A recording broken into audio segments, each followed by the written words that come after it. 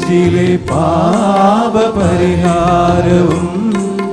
മൂന്നാം നാളുദ്ധിതനായി തീർന്നതും കുരിശിലെ പാപപരിഹാരവും മൂന്നാം നാളുദ്ധിതനായി തീർന്നതും അനുസ്യൂതമാകും ഈ തിരുബലിയിൽ ഈശോയെ നിന്നെ ഞാൻ സ്വീകരിക്കാം. അനുസ്യൂതമാകും ഈ തിരുബലിയിൽ ഈശോയെ നിന്നെ ഞാൻ സ്വീകരിക്കാം. ദേവാലയമണി മുഴങ്ങി സ്നേഹതാതന്റെ മുന്നിൽ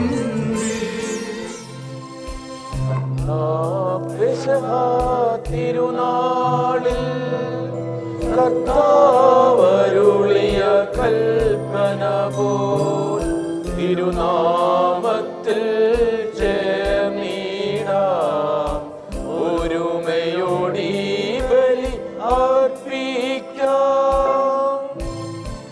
എൻ്റെ സഹോദരരെ, അപ്പസ്തോല പ്രവർത്തകരുടെ പുസ്തകത്തിൽ നിന്നുള്ള വായന.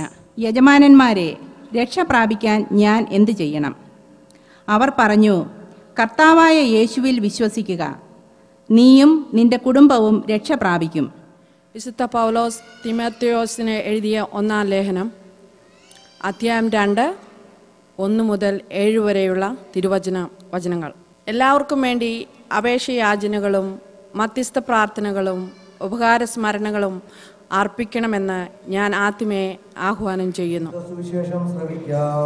സമാധാനം നിങ്ങളോടുകൂടെ. വിശുദ്ധ യോഹന്നാൻ അറിയിച്ച നമ്മുടെ കർത്താവ് ഈശോ മിശിഹായുടെ പരിശുദ്ധ സുവിശേഷം, അധ്യായം 9, 1 മുതലുള്ള തിരുവചനങ്ങൾ. അവൻ കടന്നു പോകുമ്പോൾ ജന്മനാ അന്ധനായ ഒരുവനെ കണ്ടു. ശിഷ്യന്മാർ യേശുവിനോട് ചോദിച്ചു, റബ്ബി, ഇവൻ അന്ധനായി ജനിച്ചത് ആരുടെ പാപം നിമിത്തമാണ്? ഇവൻ്റെയോ ഇവൻ്റെ മാതാപിതാക്കന്മാരുടെയോ? യേശു മറുപടി പറഞ്ഞു, ഇവൻ്റെയോ ഇവൻ്റെ മാതാപിതാക്കന്മാരുടെയോ പാപം നിമിത്തമല്ല, പ്രത്യുത ദൈവത്തിൻ്റെ പ്രവൃത്തികൾ ഇവനിൽ പ്രകടമാകേണ്ടതിനാണ്.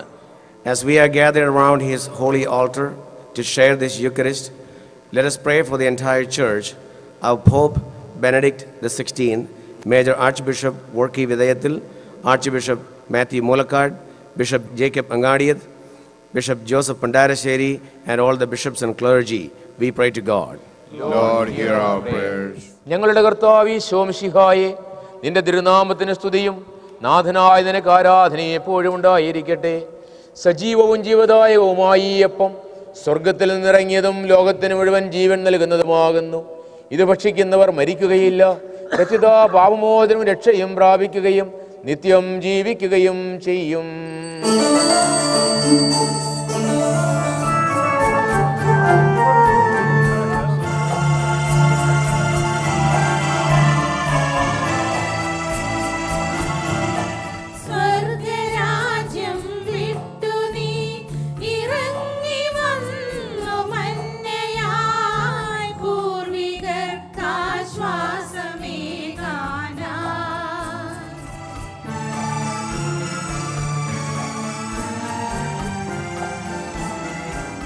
കുരിശടയാ